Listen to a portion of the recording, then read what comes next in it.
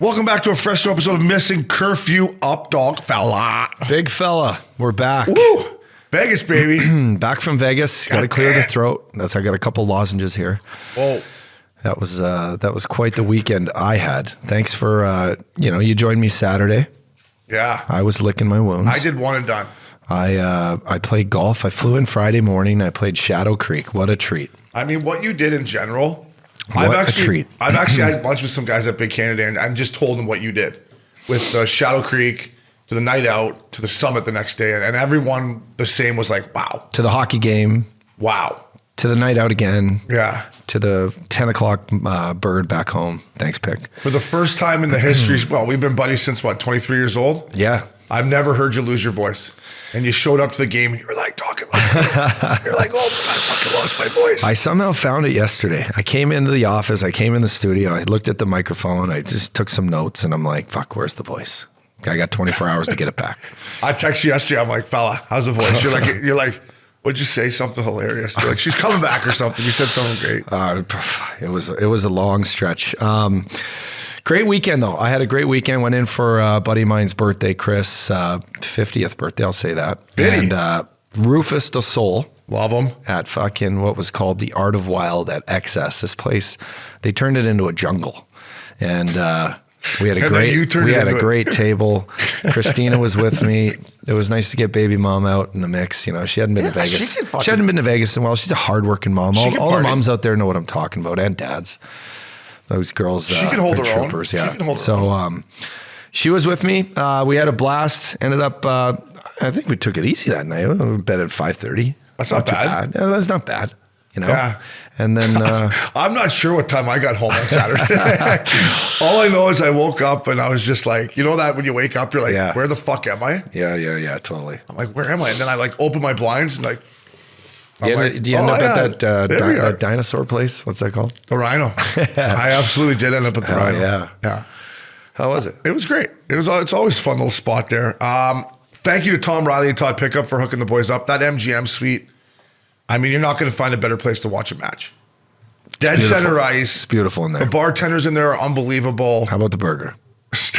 Tom Riley, that beauty gets steak and shake for the third period, which is just perfect time. Shake Shack. Shake Shack. Yeah. Shake Shack. That's okay. It's a big difference though. It's a huge difference. Yeah. The steak and shake's a little not as quite good as that smash burger from Shake Shack. Wow. Shake Shack's National League.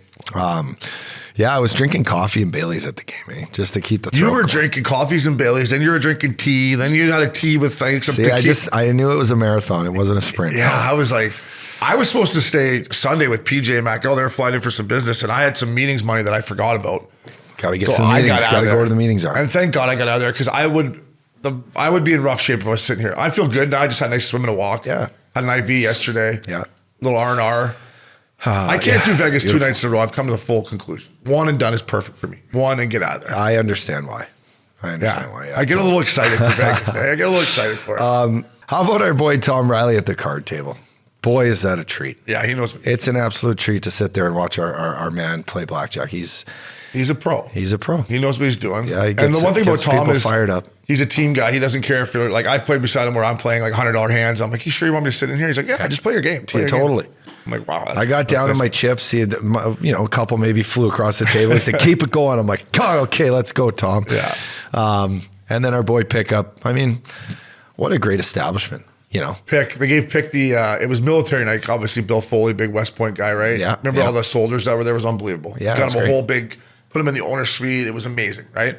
So Pick got one of the warm-up jerseys, the military jersey. So once he got back to it's called Riley, actually, where the boys are playing cards. What is it called, Riley? It's called Lily's. Lily's. Yeah, Lily's. Sorry, my bad. We're at the Bellagio. And he walked in, and I just gave him the old, hockey fight. Hey, I put him in the fucking, I was like, he was loving it. So the game, let's talk about the game, the Blues. Fuck, listen, talk about a character win. They needed Vegas in their lives, didn't they? They're just championship fucking DNA. Caliber. I watched them play the Wednesday night. I took them against the Sharks, and me and you were talking, and you said, Obes, I go, they can't lose the Sharks at home. And you said, fuck, Obes, you know you've been in that situation where you're squeezing the stick and pressure, and I turned that game on ups, and you were right. They weren't great. They were forcing it. You could see they were squeezing their sticks. Factor fell down a couple of times, which I've never seen before.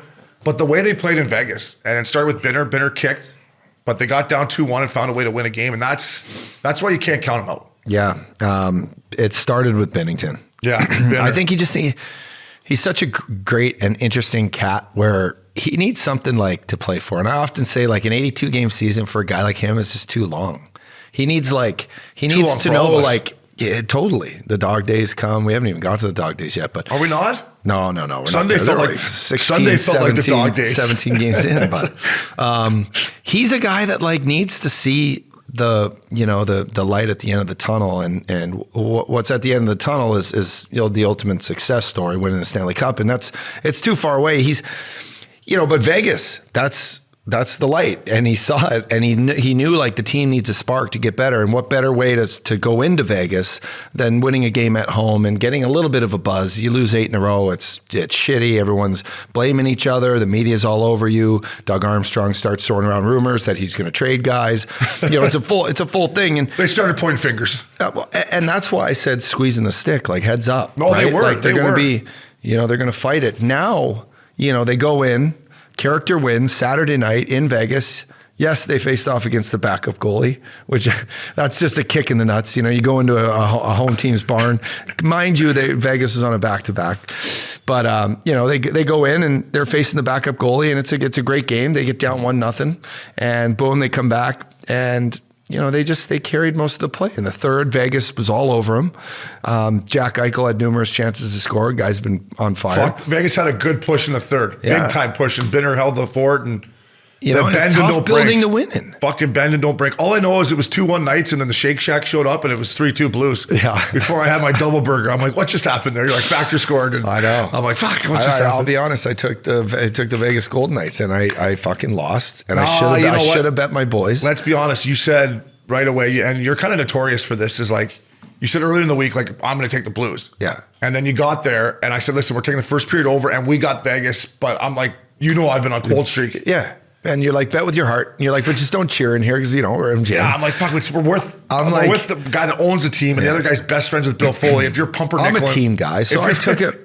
But fuck, that's the way these cards fall. And we want to get invited back, right? Yeah, exactly. But like, I love Factor in the Blues, but I mean, I was just pumped. They're not putting guys, us in the MGM suite like the Vegas Golden Knights are, right? Come on now. Come on now. No. So we got to cheer for Vegas. Although they did, they took care of the boys late night, and we don't need to talk about that. But they are just a team that now has 3 games under their belt. The big win last night in Colorado, and God, this is just what you need, is a good night out together, where you're just fucking, you know what? We win, we go out, we celebrate. We wake up the next day, we have practice, we watch some Sunday football, we travel to Denver. Get drunk again. We're up in the altitude. We're going in, we're playing an Avs team that's a little bit beat up. Let me ask you a question before I keep going. If you were, let's put you on the Blues team list, all right? When you land in Denver on Sunday, well, what do you do? Do you just go back to the hotel and rest up for the big game against the Stanley Cup champs? Or are you diving right in to meet the Gold Bulls and watch some NFL football? No, but you got to consider like how hard the night was before. It's just like, okay, so let's say you took a typical, because they practice, right? So anyway, these guys, they're professionals. They understand that they can't go on a slide at 8 games. They go to Vegas, they win a game, they have some fun together. They practice hard in the morning, quick, probably 20-minute skate. Ruby's like, guys, get out there, sweat, boom, let's go to Avalanche and fucking win one. Did they practice in Vegas? Yes, they did. Fuck that. You know what I mean? So it's just, that's a team that has been there before. They got great leaders, and they went into Colorado, and I watched the game from start to finish last night. What a Bennington again started the game the right way. He made saves. He saw the puck well. He didn't give any second chances. They killed off a penalty, a 5-on-3 in the last 2 minutes, Obie. It was just an absolute onslaught, a military onslaught of shots. And fucking Bennington was just cool as a cat. And now they're 3 wins in a row, and what you would call the Blues are back, baby. I'll tell you what. Blues are back. Cooley asked me on his show last week, are the Blues done? I said, you can't give up on the Blues just yet because of the character and the Stanley Cup pedigree. You can't. Yep. And you mentioned the dog days, and it's only 16 games in, 17 games in, like you said, and they were interviewing poor Bruce Boudreau up in Vancouver. This guy's taking it. He's got Jim Rutherford fucking beaking him, and he's dealing with the fucking bozo Vancouver media, some of those guys. Murph, not talking about you. Guys up there, you know who I'm talking about. And he's like, if we got guys already ready to quit at 16 games in, And this organization's got bigger problems than just what our record is right now. Like if you're 16 games in the season already and you're like, I'm over this. Yeah. Like to your point, we're not even near the dog days. No. This is when you just start getting going, feeling good. Yeah, everyone's kind of feeling it out, right? You deal with some injuries, you know, puck luck, lose some tight games. I didn't have much puck luck in my career. Yeah, but that's all right. You've seen the ball well this weekend. Little puck luck fella. But it's nice to know that we're not having to talk about, you know, the Blues fighting the puck and not winning games. And they're back 6 points in their last 3 games. And, you know, their guys are finding the net. Fact that he scores a goal. Brendan Saad, since he's been back in the lineup, has really picked up their play. I think they went 0-6 without him in the lineup. They've won the last 3 since he's been back. So I think that's enough about my Blues, but good job, I got to boys. give some love to Josh Levo too, actually, a guy who I used to like chirp in the minors a lot. He got recalled and he's been great for them. They playing with Factor. He's been unbelievable. So they go into Chicago to finish off the road trip. So you think they get that one done. At home against the Caps. And then they got the Duckies coming in. Look at this. They play the Ducks on, is this right? Saturday the 19th and then the 21st. Back-to-back game at home against the Ducks. Are they doing that? They got a home and home? They got a home and home where the Ducks are just stuck in St. Louis for 3 nights. Shaddy, I'm sure Shaddy's going to go see all his old spots. Yeah, favorite restaurants. I'm just saying, this you know, take care of business against Chicago. Yep. Back home against the Caps. Take care of the Ducks at Buff. They're starting to come. Yeah, they could put a good stretch together, and then this is all behind them. I still can't believe Chief made a practice in Vegas after a win, though. I got who do I talk to about that? New NHL, buddy. Fuck that. You get on the bird, you get there, and if you want to put me through like when we land in Denver, a workout or something, fine. But don't make me go put my equipment on in Vegas after we just beat the first place goal. Yeah, but it's easy. You go in, you're having a coffee. Easy. It's not easy. It is. No. Come on, bud. It's fucking not easy. You think it's easy? Yeah, you get up. You don't want to be sleeping in. I like to vote. You got to get up. You get up, you get on the plane. Yeah, but You I'd fly rather to Denver. get it done early. You would, I'd rather fly and then have to, like, football's on in the afternoon and you're like now getting changed. I would like to know, you're a scientific kind of new age medicine Analytic fucking guy. Yeah. What's the science say between making me get up early, going to fucking rig, putting my gear on, opposed to let me get on the plane, sleeping, flying to the hotel, have a nice workout, steam in a fucking shower there, and maybe a tug, and then go out and play? What's the scientific fucking proof? I'm going against Chief on this one. Circadian rhythm. Not sleeping like during the day too much and like getting up and you know, staying on the program. Well, listen, I'm not saying it's a fucking 2:00 in the afternoon bird, right? 10 a.m. bird, get on the bird, 2-hour flight to Denver. As soon as we land, we go to the hotel, stay at the Ritz, nice workout, get in there, get a flush, get a stretch, get a steam. I think it's because guys go such half-ass on those. Like you go in the steam, you end up staying in your room too long because you got caught like going through different videos. Well, not all guys, Not all guys. But I do want to say this real quick. We talked about the San Jose Sharks. They're not as bad as I thought. So bettors out there, degenerates like ourselves, tread carefully with the Sharks right now. They're starting to play better. They after they lost the Sharks, they went and beat the Wild, and they just beat somebody else here. How about the fall? How about the Carlson fall the other day? Was that beautiful or what? What was it? I missed it. He was doing the little back pedal on the blue line, and he tripped. He heel picked for a 2-on-0 breakaway, and they went in and just dish and sniped. It was just funny to see the best player in the league do that. Yeah, they beat San Jose. They beat the Dallas Stars 5-4, which cost me a same game parlay. I hit Pavelski in the first period over, pricks. And then they went in and beat Minnesota. Now they got to go play in Vegas. But anyways, they're not as bad as they are, and they're a good value bet because they're like Dallas was minus 240 against them. Wow. So maybe take them opposite puck line. I would just say keep an eye on the Sharks. Yeah. I thought they were going to be the worst team in the league. Mm-hmm. They're starting to come around a little bit. So, all right. Speaking about coming around, pickleball. I play once or twice a week. Updog, you don't play quite often, but we played for the first time together. We don't have to mention who we played against. But we laid the wood to him. Laid it down. And I think our challenge, friend of the pod, Doug Allen, Creative Entourage, I think is going to try to come on next couple of weeks. His wife's about to have a kid, but he's a big-time pickleball player. I've reached out to challenge me and you versus him, and not he hangs out with arguably the top pickleball players in the world. Yeah, he's playing top guys. Yeah, we don't want to pick those guys. On top courts. If you guys want a good follow Doug Allen on Instagram and see the court. Have you seen that court in the desert? It's fucking top titty. That is insane. Huh? That is insane. Indoor, painted lines, TVs everywhere, couches, fridges.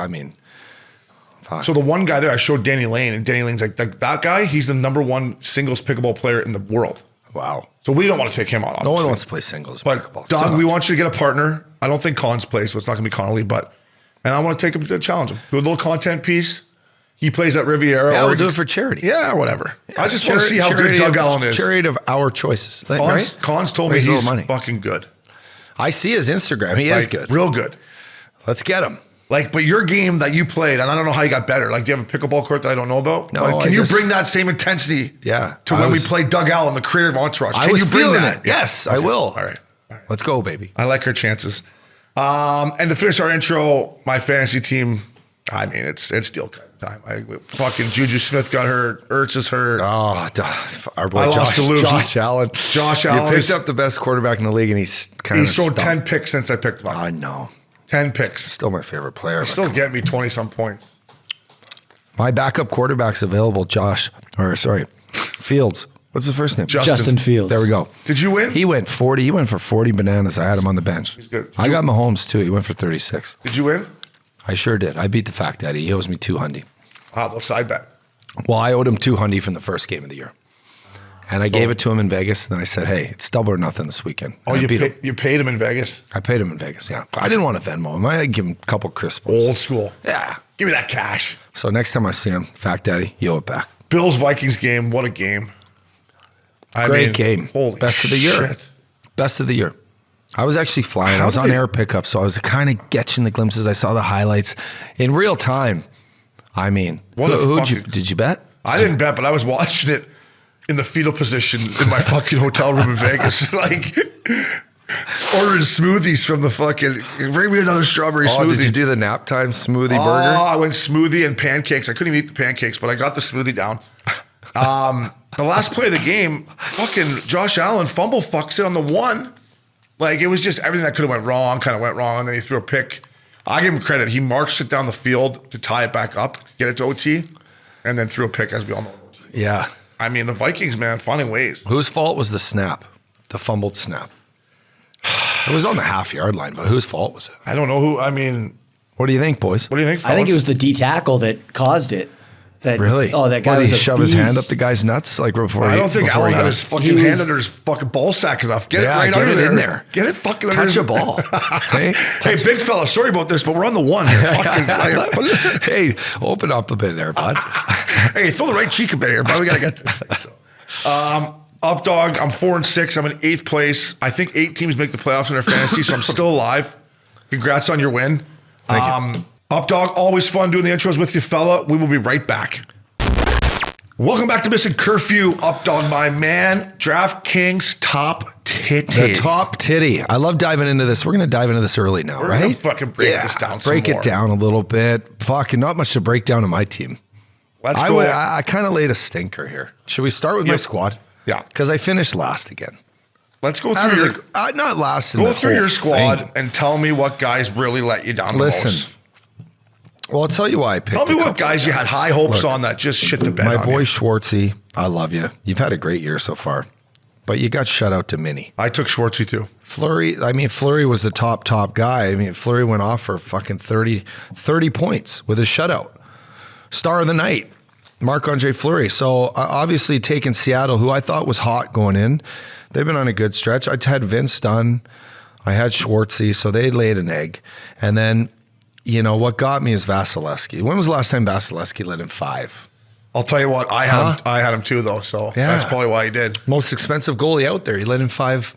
Fuck. I did buck up for him too. You're right. He was $8,000 to get him under your team. Yeah, he's the most expensive guy. So then, and then I loaded up on Johnny Tavares, who's had a great year. He's arguably been Toronto's best player. William Nylander, who was my only guy to get a goal, basically. Fuck, we almost had the fucking same squad. I had Nylander too. Yeah, but listen, he got 14 points. Robertson had 4 shots on goal from Dallas. I had Robertson too. From Dallas? Holy fuck ups. Yeah, we went. Did you have Crosby too? No, I went. No, I had Tavares, Sagan. I took Segs. Wow. Okay, I went Crosby, who was cold, and then Matty Beniers, this guy in Seattle. Fucking, I've been pumping his tires all year. Seattle's scoring unbelievably. They get shut out at home, and he gets a fucking donut. That's what I get for taking a young rookie puke on my team. No. Listen, I'm not going to be picking him anytime soon now. Ups. Rookie, I'm going to send a message. Have a seat, bud. Well, it's Friday night. Maybe he's like a Saturday night type of guy. I don't know, but he's been like dancing all year, up dog style on the ice, and I pick him on my top titty first time, 0. So I'm going to lean towards veterans again. That's what I'm telling you. All right. I like that. I like that play. I had Morgan Riley. I had 2 shots on goal. I had Morgan Riley too. You did, huh? Who did you have as your? This is hilarious. Who's my utility? Yeah, Mitch Marner. Nick Paul. So we both had Robertson. We both had Nylander. We both had Schwartz. I had Chris Letang and Morgan Riley. Who was your other D? Vince Dunn and Riley. And Vasilevsky, and I had Nick Paul. Vasilevsky got minus 4.20 points. Yeah, with the old ice cube beside him. He got the ice cube. I didn't even know you could get minuses. I didn't know it was that. He might have scored a few on himself. He went Kemper style and scored a few on himself. So let's talk about Max Miller, ranked 60th. That's not bad. Maxie's a contender. He's always a contender. Bing Banta, 23rd. Fucking, what a guy. He picked Jamie Benn, who went off for 2 Gs. I like Jamie Benn's game. I like his game a lot. Binger, right why'd you pick Ben? Because he's an animal? He had 3 goals the day before. He had 3. So I figured he was just on a hot And he just streak. kicked the shit out of anyone who wants to come in his path. I love that. Come in his what? Come in his path. You come in my path, I'm going to knock you out. Yeah. It just sounded funny when you said come in my path. Sorry, I was looking at my screen here. And he had William Nylander as a utility guy. That's not a bad 15 points. Kuznetsov, Binger, good job. I like this bet. Brento, commitment to the fucking top titty once again is through the roof, 71 points. Princey, up dog. Let's go through the winning team. Maddie Lights, 13. By the way, Maddie, and to anyone who wins, if you want to, you don't have to. Call in and tell us why you picked the guys. We'll air it on the podcast, break it down, and at the same time, me and the up dog are looking for some tips. So he went with Erickson X, which got him a donut. And then here, I'm talking about the San Jose Sharks. This is one of the guys, up dog, Thomas Hertl. 20 points. He's playing unbelievable. It's almost like up either playing like we got nothing to lose. Yeah. Right? We're picked to finish dead last. It goes through Carlson to where, he doesn't really play that much defense. And they just go. And they got speed and they go. So moving forward in the top titty too, I think some Sharks guys might be some good value. Some good value bets. And then he went with old Father Time Pavelski. Always a good pick. Robertson, Zucker, Letang, Hiskinen, Fleury. I mean, Fleury, if you had Fleury, you're up there. You're probably in the top 10 if you pick Fleury. Yeah. Right? Because if you pick Vasilevsky, and I'd say I'd love to see the percentage of guys that did maybe 80, you got stunk. So a shutout is that important, right? Yeah, I mean, it's up there. 29 points. 28 saves. So listen, there wasn't very many games. That's probably why our teams were the exact same. So moving forward, we're going to do the top titty on a Thursday night. Yeah, so for people out there that watch it, you obviously, it's a Tuesday, Thursday, Saturday league is the most games. So like, for example, this Friday, there's only one game, LA, Vancouver. So you can't even really pick a team because you're supposed to have 3 different teams. And I feel a little selfish here because I've missed a few Friday top titties. I have too. Thursdays are better. We got the Friday golf, and Thursdays are just, our podcast airs in the morning. We're going to talk about the results from the week before. You're going to hear about the winning guy and what he picked. And then you're going to go into this weekend's top titty on a Thursday night. Tons of games. There's 12 games? 13 games. 13 games this Thursday night. And then, a lot more options. Tons. A few more shutouts. I want to give some love to Binger. Binger sent me the link on Thursday. It was a game changer for me. I then sent it to Upshaw on Thursday. Said, Uppy, because on Friday, you probably wouldn't have got it in because you were flying and you were doing shit and I was golfing. So Binger. I sent it in our group text, Uppy. Yeah, you do. Yeah, you did. Yeah. Yeah. I was just reminded. I reminded him. Yeah. He's looking out for his partner. You got to stay on him, fella. You got to send it 2 or 3 times to the up dog. Yeah. So on our sick DraftKings Top Titty app, if you want to go, maybe, keep track of this stuff, Sonny Milano. Sonny Milano was doing the most fucking in the top titty. 31 points. Look at that salad. It was that from last week's? He had 31 points. He had, in the 5-1 win, Washington against the Lightning. Wow. Sonny Milano had 31 points. Then your boy Fleury. And then a guy that I shit on all the time, no wonder he stuck it up my ass, Darcy Kemper, Jamie Benn, Thomas Hertl. There you go, your top 5 from last week's top titty. See, and then you go down here, these are value picks too here. Here's Ian Cole, 19 points. Blocking shots, this and that. I think there's lots of value up, dog, in the defenseman down the depth chart to where they are blocking shots. And like, here's a couple more Sharks guys. Barbanov from San Jose. Timo Meyer, 1780, 1750. Does it show their salary on there, Obes? Like how much they cost you? So Barbanov would have been a great value pick at 3,400 up, dog. Ian Cole, 3,100. I still don't know if I'll ever put Ian Cole on my fantasy team. Sorry, brother. I just don't know if you're like my type of guy for my fantasy squad. I just don't know. Hey, fucking right. So there's nothing wrong with that. Zach Aston Reese, $2,500. Got you 16 points.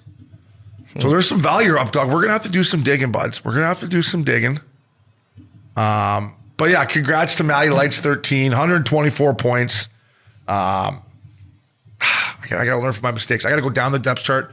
I'm going to lay off the high-priced D-man and go more depth guys. Block shots, greasy. Block shots are huge. I mean, you didn't do much of them when you played. But I didn't do any of them as I played. Sonny Milano. What if I would have told you Sonny Milano was your best value bet? You would have told me. If you told me he had a massive head, I'd have believed you. He's got one big melon. If you would have told me that Darcy Kemper was the pick over Vasilevsky, I would have bet you a fucking weekend at the Bay Club on my credit card. What a match. Yeah, I would never pick Kemper over Vasilevsky. Not in a million years. Fuck.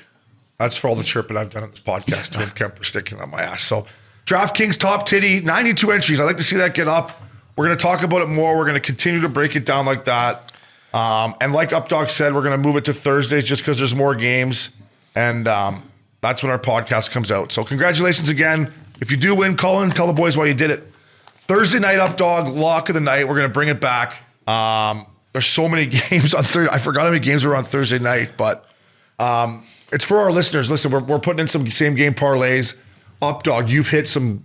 They're not same gamers. What's the ones you've been hitting? I've been hitting just a parlay. Just a parlay, like prop player I mix bets, and right? match. Yeah, I do some shots. I do anytime points, anytime goals, and you can kind of like, pick a couple games that you like, pick a couple players that you like who are riding hot, and it's not so much the SGP, that single game parlay, but it's picking basically your favorite guys, trusting like that they're going to get their shots on net.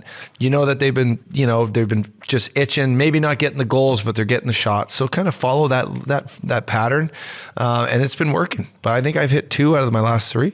Yeah, no, you're pretty good odds too when they get boosted by the boys there at DraftKings. Yeah, and I will say this about our same game parlays, like they're unbelievable value bets, and that's why we're doing them with DraftKings, and they're fun to get in. But keep an eye on our money lines or puck lines that we pick too, because I know for me, Updog, when I do the same game parlay, I only do it with a team that I believe is going to win that game, obviously. So maybe you tickle the money line on the side, then you put a little fucking Shazich on the same game parlay, and then then you got maybe a little hedge bet. A little hedge bet. I know DraftKings probably won't like this, but fuck, gotta take care of the fellas at Missin Curfew. I like it. Little hedge bet. All right, fella. Lock of the night, Thursday night. 13 games. 13 games. Let's pick a lock because listen. And on these locks, you can either go money line or puck line. If you don't want to give your balls a complete tug and go money line, which I understand, I've done it lots this year where I went puck line, which cost me, but because a lot of these locks of the night, as we all know, it's going to be big time, like minus 250, something like that. So you can always take our lock and like puck line or money line, and then let's give them kind of an upset up, dog, where we're going to get some good, plus value here. So why don't you set the tone for the boys and give us your lock of the night, money line or puck line, maybe both. Boys, my lock of the night is going to be the Tampa Bay Lightning versus the Calgary Flames. Tampa's at home. Flames will be traveling. They're on the East Coast. That's going to be good odds too. That won't be horrendous. That won't be horrendous. It's going to be a good game. It's going to be a great matchup. But I think the Lightning are going to, it'll be the return to Florida, the Sunshine State, for our boy Jonathon Huberdeau. But to me, I just think, you're that team in the West Coast. You're out in Florida. You're enjoying the sunshine. You're on the beach all day. You're teeing it up. Hockey's not quite as important as it should be, maybe mentally. It's Thursday night. You're going to go face those champs, the Tampa Bay Lightning. It's game over. It's game over. I love how everything comes back to sunshine with you. It's great about you. It's a beautiful thing. Even I was listening to the Monty. Vitamin D. I was listening to the Monty interview, and you're like, Monty, you're a fair weather player. Hey, yeah. So what's it like, just be in the sunshine all the time? I got to play in the sunshine. You were a fair weather hockey player, yeah. I'm going to go this way. I'm going to go up north of the border. Our boys from Orange County here are going to be up in Winnipeg. We've talked about that arena quite often, how it's not perfect to go into. She's getting cold. The boys from Cali are not going to love it. I'm going to take my lock of the night, which I do believe we will have the lines for you come Thursday, obviously. But I think this one's not going to be, I'm thinking Jets like minus, is it going to be like 190 or be higher than that, you think? I don't know. I'm just guessing here, but I don't know. Maybe more than that, huh? If Hellebuck's kicking, I mean. It's more than that probably? It's probably 210.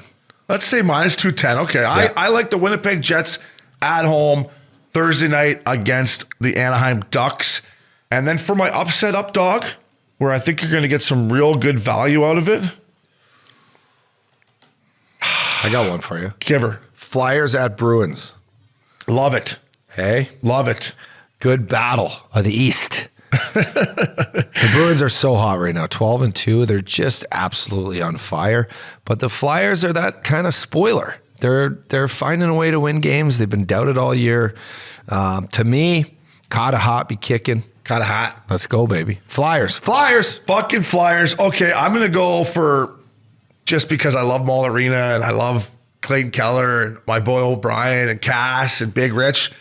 The Arizona Coyotes, wow, at the end of the road trip, I believe, where they get to go home and just have a little bit of a breather. They're not going to play any home games after this, but Coyotes to upset the Golden Knights Thursday night as our upset of the night.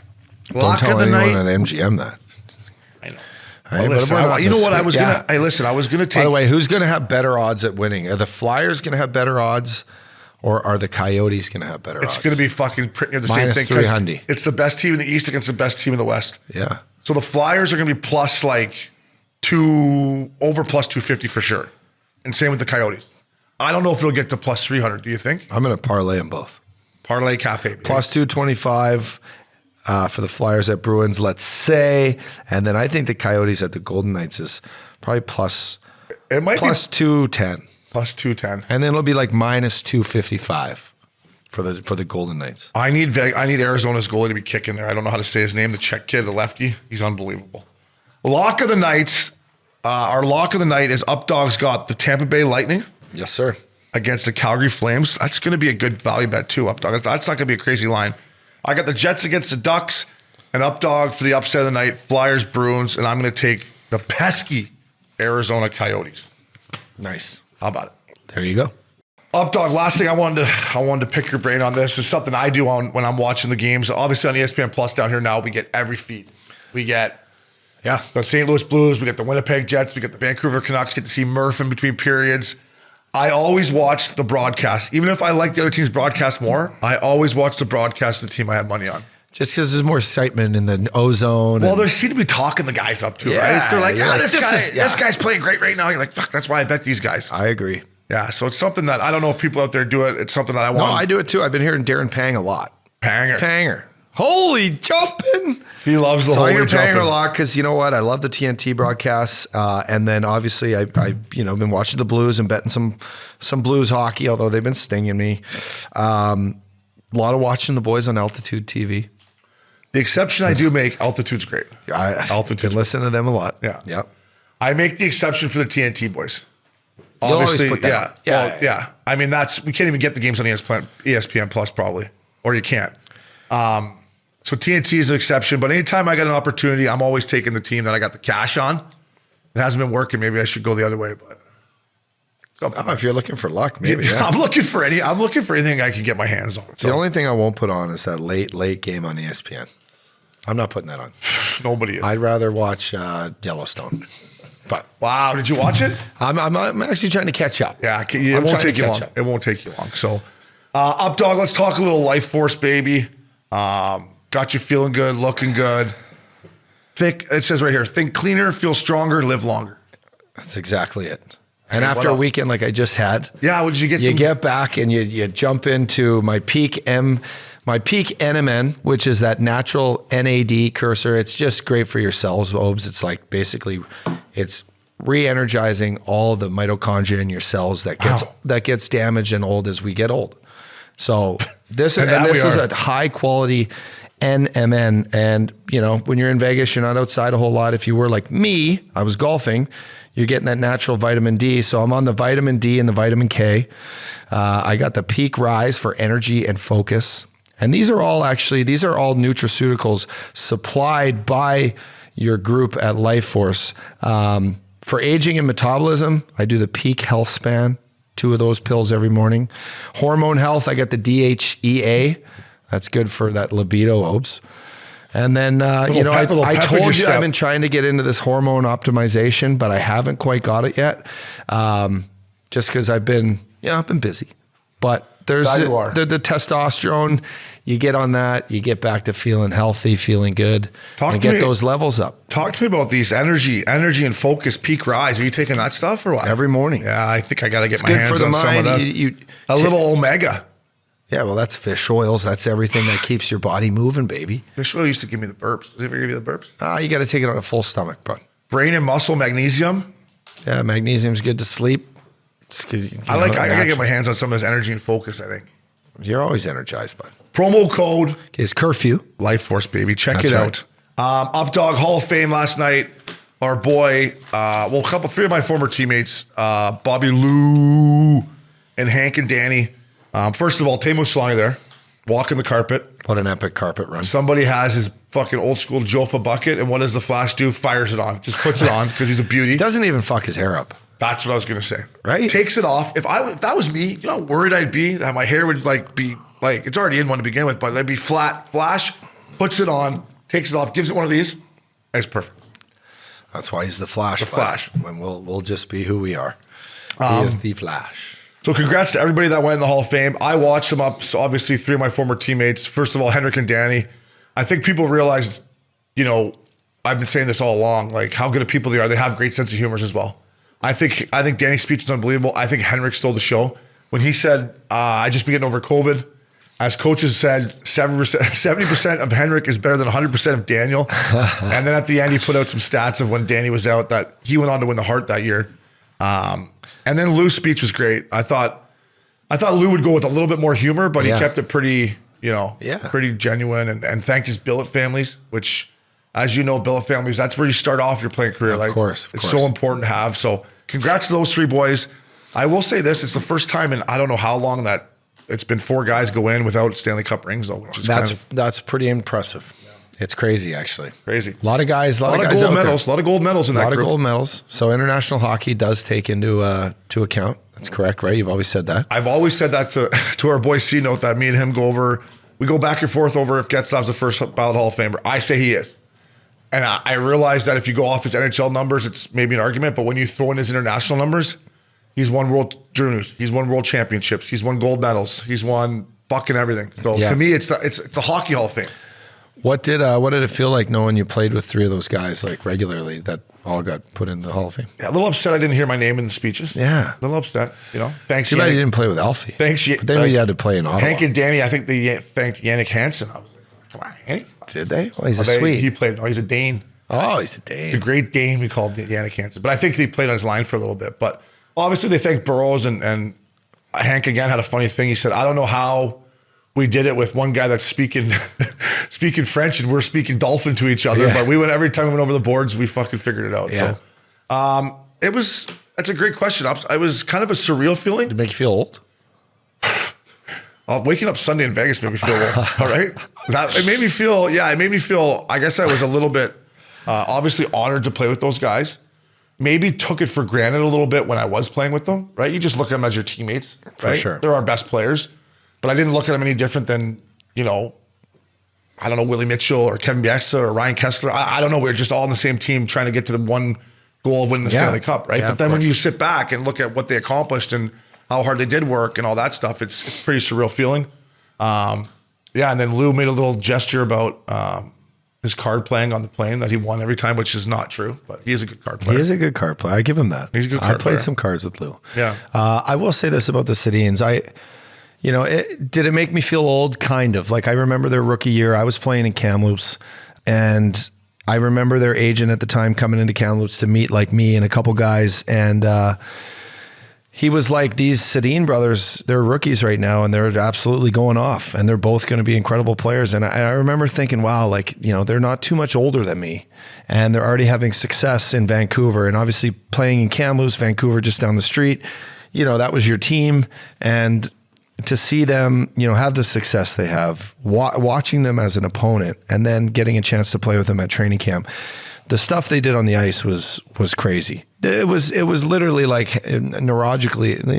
neurologically knowing where each other is at all times, behind the back passes to each other, almost just playing cat and mouse with everyone, even including their own line mates, just using each other. It was awesome. It was awesome to see. I don't think it'll ever be a thing with Twins or in the fucking NHL ever again. Yeah, right. Probably the first time and only time. When I played with them for 2 years, like, you know, some of the plays they make, you're like, how the fuck did they know that? They're sitting on the plane together. They're watching Game of Thrones over to China. They sat beside each other at the card table. They would order, well, dinner comes at the same time, but they would order a tea at the same time, or they would order coffee at the same time, or That's crazy, yeah. I would always joke, like, you boys jerk off at the same time or two? You boys run one out together? And they thanked, one thing about the Twins too, like they thanked a guy like Trent Klatt when they were young that, you know, taught them how to be a pro. Like these Trent Klatt. Yeah, these two Swedish kids came over the NHL in what they call the dead puck era, where it was hooking and holding and slashing and cross-checking and nobody wore a visor, and you played the Red Wings with Darren McCarty and these guys fucking coming after you. Like, people forget their first 3 or 4 years was like old school hockey. Yeah. And these guys come over here with baby fat on them still, and they're like, holy shit. Like, so those guys helped them. Trevor Linden. Then they talked about Marcus Naslund. And then obviously Brian Burke. Without Berkey pulling the trigger on that draft in 99 in Boston, Berkey said, fuck it, I'm getting these two guys in there. And like he said, it turned out pretty good for the Canucks. So yeah, well done. And then the one last thing is I only saw myself on one clip of Bobby Lou's saves. And I got to be honest, Mitchie, it was your guy. Roy Mitchell, it was your guy, bud. It was banked off the back wall in the playoffs against the Hawks. Mitchie, I don't know what you were doing, but you were sleeping. You didn't get a long stick out there. So. He didn't have a long stick. Yeah, you got to get the stick out there. So congrats to all the Hall of Famers. Unbelievable. James Duffy did a good job of emceeing it too. So sticking with media, PK Subban hired by ESPN. Not a real shocker up dog. This guy did it last year. It's a home run for ESPN. Stylish, cool, makes it fun. And PK will say what he thinks, which I think is the most important thing. If you're going to sit up there, fucking have the balls to say what you truly mean.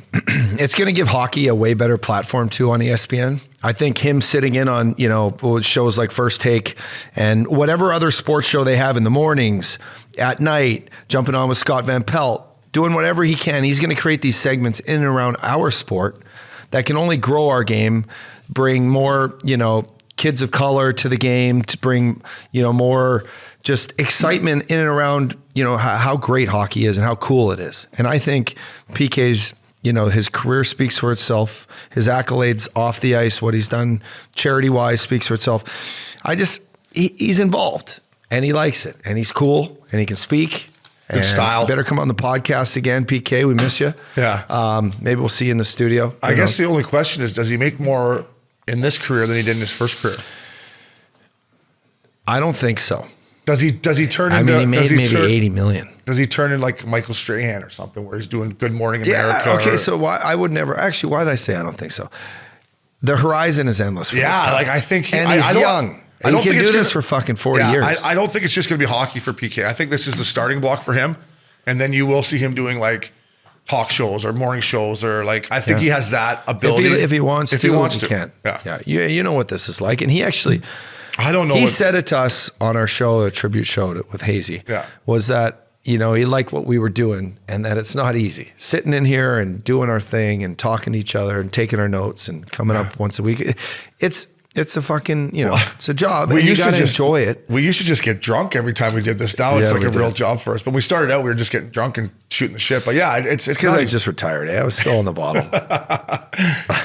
Well, we were getting those Sprinter vans, but yeah, I'm with you. It's not easy. He's a natural at it, and he's only going to get better, which is exciting. And for ESPN, it's no disrespect to other guys that are on there. I think this will be it'll help everyone. I think PK has that energy of, you know, where he'll make you better, me better. He makes guys around him better, especially when it comes to talking. And he's got National League suits. National League suits, yeah. But he's got to come on the pod. You're right. Let's get him on the pod. Yeah, for sure. Up dog. One of these things I got to talk to you about. The offside challenge. I've had enough of it. I know. I don't give a fuck if people think we can't go back. We can go back. You fucking ask the players. You ask the coaches and GMs who wants it, who doesn't. They got the GM meetings right now. I mean, talk about it. It's just like, to me, some of the times when they do it, I don't even know if it's offside or not. Right? I still don't know. I'm like, all right, but they're kind of guessing. And then the ones that are clear, it's that much offside. Like, I don't think we want our game to be coming down to that, in my opinion, right? And it slows down the Balls game. and strikes. And now, exactly. I mean, exactly. Balls and strikes could be a little more amplified if the guy gets struck out on a terrible call. It ends the game. This, we lost the chance to have Trevor Zegras score an incredible goal that is going to be all over highlights, seen by millions and millions of people, have fucking hundreds of thousands of millions, if that's even a number, of impressions online for the game, for kids, for our league. Chalk it up to another one of Zegras' Michigan goals. I mean, if it's not him, it's going to be something that's going to decide, like a Stanley Cup playoff game or a game that matters, a game that's going to cause owners, uproars because there's going to be millions and millions of dollars lost. I think you're right. I think, Obie, once the call is made as they cross over, if there's 10 seconds or something, they can't review the fucking play. If it happens where a guy goes in and they go in and the immediate play is on net and it's a goal, maybe it's fucking no goal. Does this make sense? Yeah. But if it's fucking 35 seconds in the zone, it's done. It's done. Time limit. Get rid of it. I've had enough of it. I want to hear some people out there on Missin Curfew tell me how you feel about it. Slows the game down. I think this. It's like the NFL. And maybe too. it's wrong. I had an issue with the NFL. I think they will all even themselves out. If we get rid of it, the ones that, were on side the ones that were on side that were called offside or vice versa, I think over the course of 82 games for each team, it will even itself out. I don't think it's going to be a big fucking... And it puts a little more pressure on the line to make the right fucking call. I find a lot of times now these linesmen are just waving them off because they know they got the challenge. Yeah. Right? So I'll wave it off. I got the challenge. Fuck that. Make the call. Hey. Yeah. Like, I don't know. To me, I've had enough of it. It slows the game down. Let's speed them up. And it needs to be a coach's challenge right now, right? It's a coach's challenge, up dog. Yeah. It's a coach's challenge. Yeah, it's bullshit. What else is bullshit is the Eagles game last night and the fucking face mask that my guy on my fantasy team, Goddard, got before he got hauled down and fucking ruptured his damn groin. He tweaked a little something there, didn't he? He sure did. Well, you would too if someone ripped your head off like that. Rip his head off. That should have been 15 the other way, right? If they're going to review when the ball falls and you see the guy's fucking face get ripped off, maybe you just go, you know what? Fuck it. That was a fucking face mask. Fuck you guys. Yeah, Troy Aikman said last night in the telecast that he thinks instant replays made it more controversial. Yeah. Because there's certain things you can. Now, I understand he fumbled the ball, but you missed such a big play. That's why he fumbled the ball. It's because the guy ripped his mask off his head. Well, that's what Troy Aikman's saying. So the fact that you can't review the face mask is making the call more controversial. So why you're talking about it on your podcast right now, right? So he's saying like these reviews that were supposed to take that out of the game, the controversy out of the game, has made it more controversial. And I'm with Troy Aikman. I'm with all the instant replay. I've had enough of all of it. I don't know, maybe I'm speaking like a dinosaur here, up dog, but to me, it's just slowing every game down. But you're right. They missed that fucking face mask. It's a joke. I had the Redskins, though, so I wasn't too upset about it. Up dog, let's talk some Goodlife, baby. Goodlife. We just put a sick order in. Did the sick draft. Did we get that up? Yeah, that was awesome. Nice. Ticky-tacky. Great job on that, boys. Tick to the talk. Was that all you, Binger, or what? Mm-hmm. Binger, you're doing a hell of a job at the TikTok. We had a little controversy over the camera angle again, but that was okay. I thought. Did we? Well, I said I wanted one. You said you wanted the other, but we worked it all out. You liked the double shot. Yeah, that was the gambling one, though. Oh, was that the game? Yeah, but the Goodlife, maybe it was the same. But yeah, I got to get the double shot because I think in this, Binner, you've been doing a lot of research on this, and probably a lot of listeners know. But like the TikTok sort of videos need to look like they're on a phone screen type thing.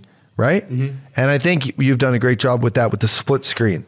It kind of hits it like, boom, you got the fucking, how many seconds is it? 20 seconds? 20 seconds, if that, yeah. All these new fucking rules with these videos. Got to stay on top of it. The Goodlife, yeah. We did the draft. We picked some great tarps. I just got this classic. This was in the GQ box. Nice. I got one on today too, baby. I got my Goodlife the GQ box with this nice black. I can't wait for my Polar Tech hoodie to come. It hasn't come yet. Have you got yours yet? I haven't got mine, so I can't wait for that to come. And then I think I got to treat myself to this whole velour outfit. Look at this fucking outfit. Tell me that doesn't look nationally. That's got written New Year's at Aspen all over it. Guys, New Year's Day maybe when you're hurting a little bit. So no undies. Check it out. Good Life Updog promo code. Our new promo code is Obie. Goodfellas, fella. Goodfellas. Updog, speaking about a good fella, one of our good fellas has fallen into the doghouse here of one of our favorite coaches for his content. Not saying he'd probably be our favorite coach to play for, Darryl Sutter. Hubie, guy that we love here at Missin Curfew, that signed a huge ticket back up the Brinks truck. He's finding himself on the third line with Backlund and Lewis. And Sutter said, I've tried him everywhere else. I got to try him here. Nothing's worked. To which you say what? To which I say, Sutter, you've been in this league a long, long time. You know, well-established coach, decorated, old school as all hell. Does he not know who Hubie is? He's in a new place, you know. He's in a new place. He plays the same way every night. Yes, he's not going to be the most intense guy out there. Is he working hard? I think Hubie works extremely hard. I think it's a matter of him being a guy that needs the puck on his stick. He wins battles by body position. He's not going to extra. He's not trying to fucking hit guys. He's not a speed demon. He's not driving to the net with his fucking elbow and shoulder down trying to run people over. Hubie's Hubie. Now, you know, he missed the last 3 games. They came back and they won last night, did they not? I believe the Calgary They won 6-5 against LA, yeah. He came back. He missed 3 games. He's been trying him on the third line. Hubie's Hubie. Yeah. Does he need to do more? Is he Matty Tkachuk? No. He's not. I know, but listen, if you're Brad Treliving and you're sitting up in the fucking... They're just different players. That's what I'm saying. Wherever the suite is and the old Sutter's got him on the third line. And Sutter's already chirping him. You just gave this guy an 8-year deal? He gave him 8 years. You gave him 8 years, $100 million. Yep. If you're Brad to Darryl, aren't you say, hey, fella, slow down a bit here. We're, like the Updog said, we're 16, 17 games in. Guy just moved from Florida to Calgary. It's a bit of a fucking adjustment, right? It's snowing in Cowtown already. Let this come together a little bit. Like, you don't need to be ripping him in the media already here. Like, and I respect Darryl Sutter. I don't know if I would have been his favorite player or he would be my favorite coach, but in the content business, he's gold. Yeah. But I think this is a mistake for him to get on Hubie already. I think so, to put him in your doghouse, like, lay off him. Yeah. See, and this is like, he only knows Hubie for, say, 2 months. Yeah. Are you trying to light a fire under his ass because you think that might, you know, get him to the next level? Or do you already know that? Or are you guessing? My question to you is, if you're guessing, this could fucking backfire on you big time. Yeah. If you don't know, you know, maybe does he call, say, the, you know, Gerard Gallants of the world and, you know, whoever else, Bobby Bush, Bob Boughner? Boogie. Boogeyman. Is he calling those guys? You were going to say Bobby Boucher from the Wild Boucher. No, but Water Boy.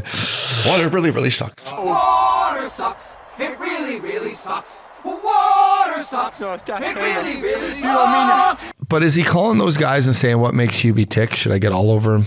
Or is he just running? Is he just kind of doing it right now? I think Darryl's caught wind of how much people love him in the media. And I think he's starting to think he's kind of a big deal, in my opinion. I could see if Hubie didn't have an extension right now. If he was playing out a 1-year deal and Sutter was like, listen, we traded for this guy. He's fucking not going. I got to stick him on the third line. You got him for fucking the next 8.5 years. Like, well, now you want to get him going? Like, you just gave him you just gave him the whole organization, basically. Like, Sometimes I like playing on the third line, though, eh? It's better than the fourth. Well, that's because I was going to say you'd be moving up the line. It's better than the fourth. When you're making when you just signed for $100 million, I don't think you want to be on the third line, do you? Yeah, but they got, you know, he put him with Trevor Lewis. Hard-working guy. Fucking get to the net, Trevor. Put your stick down. Do you think, I love Trevor Lewis, but do you think Hubie, when he would have signed the extension, if he would have known he would have been playing with Trevor Lewis and Backlund for the whole year, I don't think he would have signed up for that. What? Yeah, come on. You know, meat and potatoes out there. All right. Right? Sometimes that's what gets the guys going. Yeah.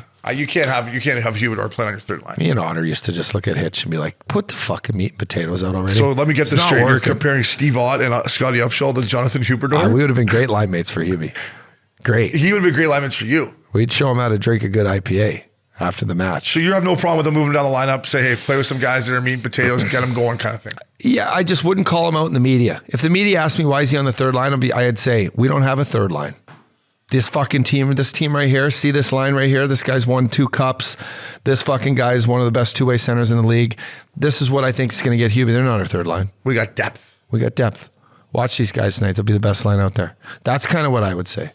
I think if you ever want to coach a job, that's your clip you hand in there for the fucking interview. It just works. That's a fucking good little clip there. Thanks, bud. I'd say get the boys to cut that and hang on to it if you're ever looking to coach the Kamloops Blazers or We something. don't have fucking lines, all right? That's Hey, what I used to tell my coach too when he put me on the fourth. I play everyone. Yeah, when he put me on the fourth line, I'm like, we don't have fucking 4 lines. You just said that so you didn't have to tell girls you play on the fourth line. We don't have lines, all right? I play every night. I play hard. I play fast. I play every night, baby. All right, I play every night. So, Hubie, stick with it. We're pulling for you up there. Milk carton.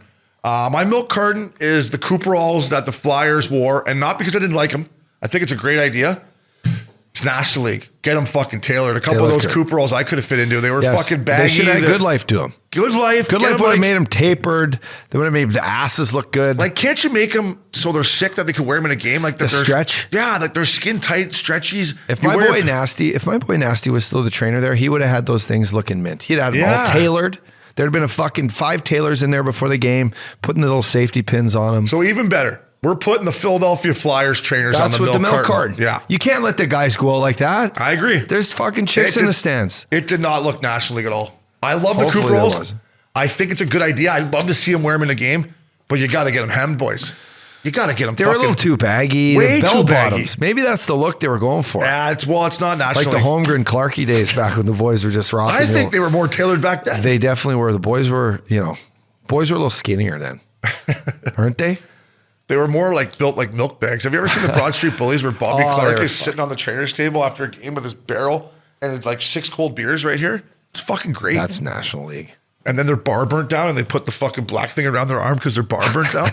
Have you seen the Broad? It's fucking unbelievable. Yeah, that's great. Our backup goalie, Chief was his name. He's the backup goalie for those Broad Street Bullies. I had him in Tampa. He's the color guy for TV for Sun Network. Okay.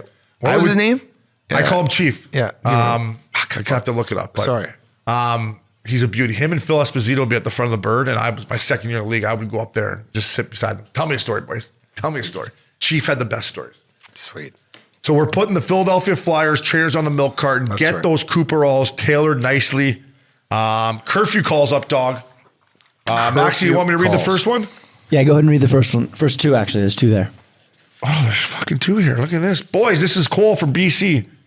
You Buchanans are killing it. I want to ask 2 questions. First off, who is the silkiest pracky player you guys have ever played with? And second question, who is an unexpected lady killer off the ice? These guys need to get more credit for being low-key rock stars. Cheers, guys. Keep the pimp game going. Let me start off. Give her. Okay, first question. And Cole, thanks, appreciate Cole. you taking your time from smoking weed in BC. Appreciate you hitting us up. Alexei Kovalev is the nastiest fucking player on planet Earth. Okay, he was so strong. He flew airplanes. He had great flow. His ass was bigger than O'Brien's ass, and he was so nasty. That's fucked up. He was so nasty with the puck. It was just. His style was nasty. National League. Won the cups. Did you ever see the video of him as a rookie when they won in Pitt? How he looked like an absolute, like right out of the CCCR. CCCR? Yeah. He came right from Russia and he went in and won that cup and he was fucking those white skates he wore, he tongues out. He was nasty. So I watched him in Florida do things I'd never seen. I'm not even going to put anyone else close to that guy. Yeah, that's tough to follow. He's the silkiest. I'm going to say Stanislav Cheese. Did we lock you in a dumpster? Yeah, I got out. Cheese. Yeah. Didn't we lock you in a dumpster one time? I got out. Cheese stuff. I'm going to say Cheese. Oh, wow. You played with him early, too. Oh, I love the Cheese Man. Yeah. I love the Cheese Man.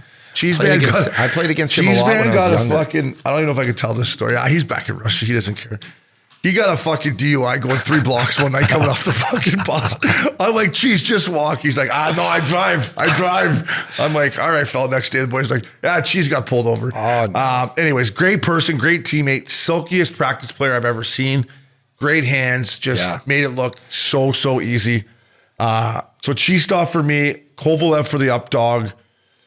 I don't know unexpected lady killer. I don't know. I was too worried. Most of the guys that are expected are. I was more worried about if I was getting it than anyone else. I couldn't even tell you. I don't know who. What do you mean unexpected? I don't know. I mean, I went out with a mission. I don't know if I can't think of one guy that I was like, wow, he got girls when I didn't think he'd get girls.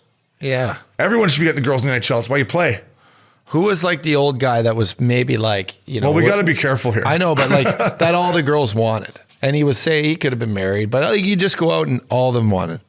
I know one. Taylor Pyatt. Oh, he walks into a restaurant, that bear. I mean, every girl is looking at him. Yeah. Guy's got the ice blue eyes, perfect flow. He's like got just a fucking hammer on him too. He's got just a hammer on him. So anyway. The big bear, I call him. You know, and he just smile and just be a great guy. Yeah, no, the bear. Everyone wanted him. Taylor Pyatt. Good call up, dog. Cole from BC. Thanks, fella. Keep puffing the good stuff. Hey, fellas, this is Blake L. Sussy story. Hey, fellas, got a question in the wake of Matty Tkachuk's suspension. In your history with suspensions, what kind of backlash, if any at all, would you get from the coach or locker room? Love the pod, boys. Take care from Kelowna. What a spot. It's actually a great question. I will say this. I got suspended at least once every year. There's only one GM that didn't back me. Dave Poyle in Nashville. I got suspended for... I don't know what I did. It's a cross check, and he kind of called me in and said, "You're disciplined, this and that." And I went at him. I said, "What? Are we not on the same fucking team here?" Yeah. Like I just had you on the call. You didn't even stick up for me. You didn't say a fucking word. Like, okay, if you can tell me you disagree with it, but at least go to bat for me. But other than that, no. Typically, the GMs when you get on the call, they're on your side. They want you get the least amount of games ever. So no, I would say Dave Poyle was the only guy that went against me on my suspensions. Yeah, I will say I've been suspended a couple times.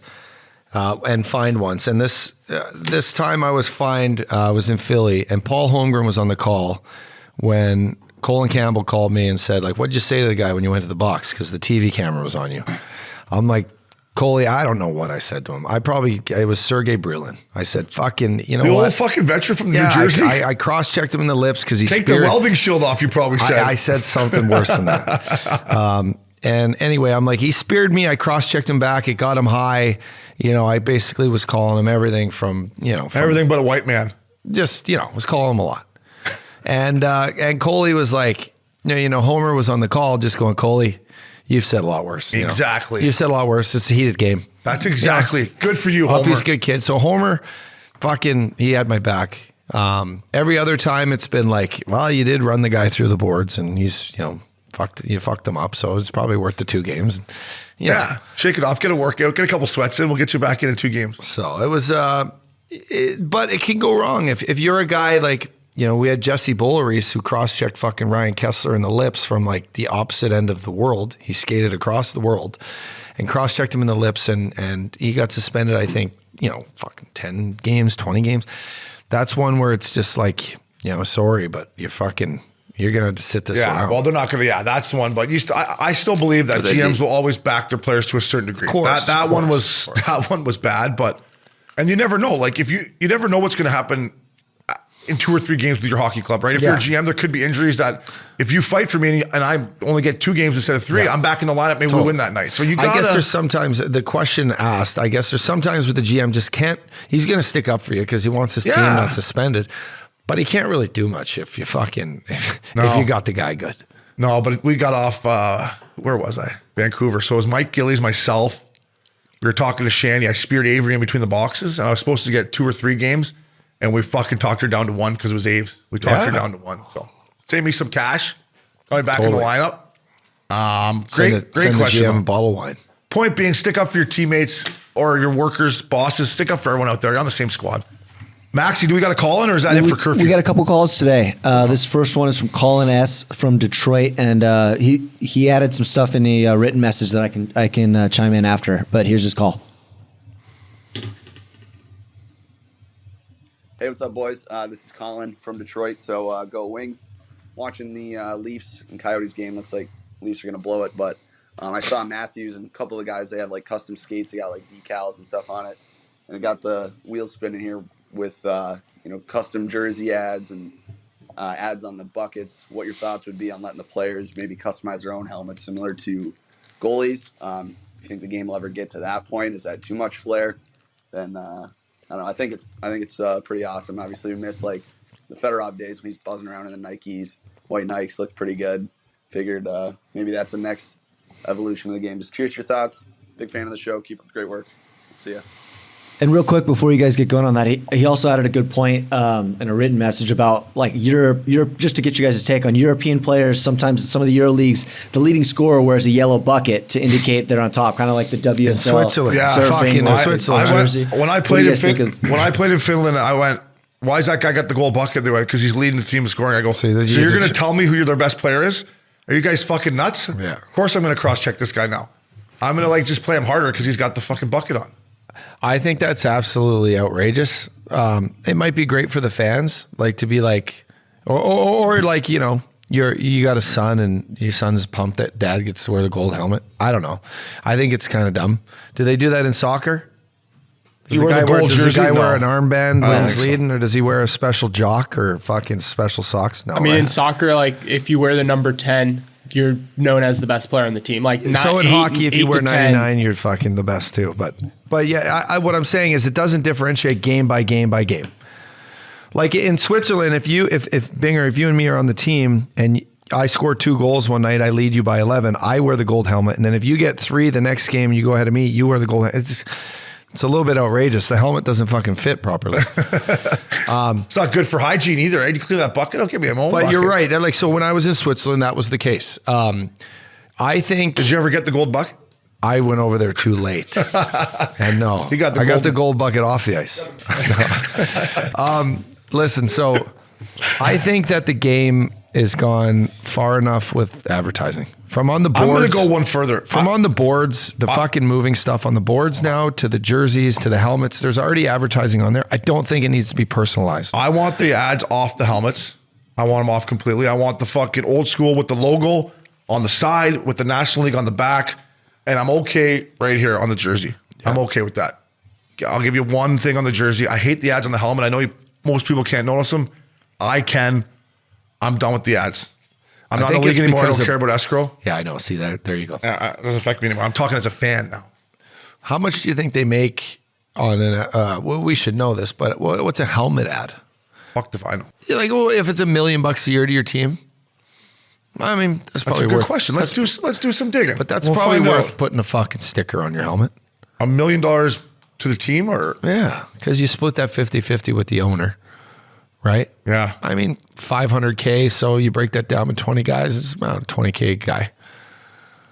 I think it's junk. Yeah. I don't know. I don't know what it is. I think it's. If it's $20K off each guy's escrow. If it's $10 million, maybe I don't think it's that high either. But I don't know. I don't mind on the jersey. I think it looks fine on the jersey. Right? You got for the Devils it says Prudential. For St. Louis it says Stifle. I mean, for the Leafs it says Milk. I don't mind on the jersey. To go a little deeper into it, I think it's great that the players are allowed to wear whatever they want to games. More importantly, that shows their style. If they want to make money coming into the game by wearing a fucking jacket, or you want to wear goddamn, I don't care what you want to wear, there's your chance. When you're on the ice, and there's a few companies out there now, Obie, that are doing the skate stuff, and one in particular we've been talking to about doing some stuff, some ad reads. They are making skates coverings that can personalize the way your skates look. Do I think that's great? Will Bauer or CCM or Graf? Well, when was the last time you seen a pair of Graf skates, actually? Fucking 2008. Stasny. I don't even know. No, but I don't know if they're okay with it. But, because they pay a lot of money to get the rights to have their gear used. Yeah. But I think it's just cool that the players can show their personality, and if they want to make a couple bucks from clothing deals or whatever, they can do it off the ice. But as far as the uniform and what it looks like, I don't want it to turn into what it looks like playing hockey over in Europe. 100%. It's just a fucking walking advertisement. Yeah, it's too much over there. Thank you to the Curfew Calls, Maxi, Binger. Great job. Keep those coming. We love getting the fans involved. Up dog, fella. Let's watch some hockey, win some money, buddy. There we go. Can't wait for Top Titty Thursday night this week. That's right. That was Missin Curfew.